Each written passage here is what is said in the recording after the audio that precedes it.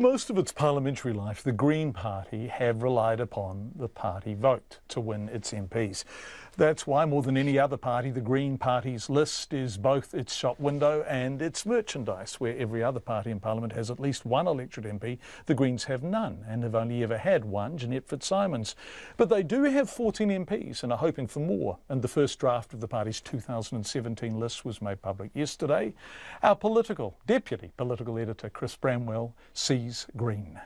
There are a few notable moves among the current crop of 14 Green MPs. First-term MP Marama Davidson leaps from 15 to 4 on the list.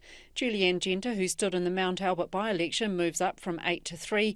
And Corrections spokesperson David Clendon drops from 11th to 16th. Green Party parliamentary staffer Jack McDonald has rocketed from 20th to a winnable 9th place. Mr McDonald has stood in a North Island Māori seat of Te Tai Hauru in the last two elections and will again this year. He's also been a regular and eloquent speaker on the Pai for the Green Party for several years.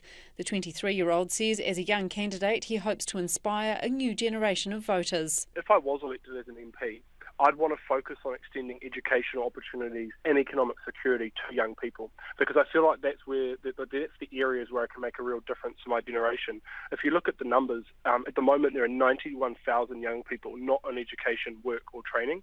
So our generation are disaffected with politics as usual. Golriz Garaman is very excited to be coming in at 15 on the list, but is conscious of the fact that it's only the first draft. She says if she wins a place in the September election, she will be the first-generation refugee to be elected to New Zealand's Parliament. I think that at this moment in global politics, it's something that will mean different things to different people, but I think it will be a really powerful symbol of where New Zealand stands on some of the very divisive cultural shifts that have happened in places like the US and in Britain. John Hart farms sheep and beef on a small holding in the Wairarapa.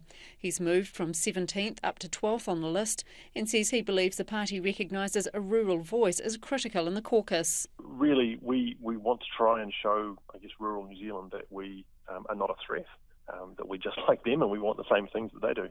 And do you feel that the Green Party's lacked in that area, through its time in Parliament? I think the party's done some really good work over the years, certainly in sort of rural policy, but when you come down to it, you need to have people like you in Parliament to represent you, and I think that's something that we can do better on, is having more representation. Back up in the big smoke, Chloe Swarbrick, who ran third in the Auckland mayoral race, is one place down the list from John Hart at number 13. The Green Party's members now get to vote on the line-up, and the final list will be announced at the end of May. Atu i te whare Pārimata mō te hōtaka o te ahiahi, ko Chris Bramwell ahau.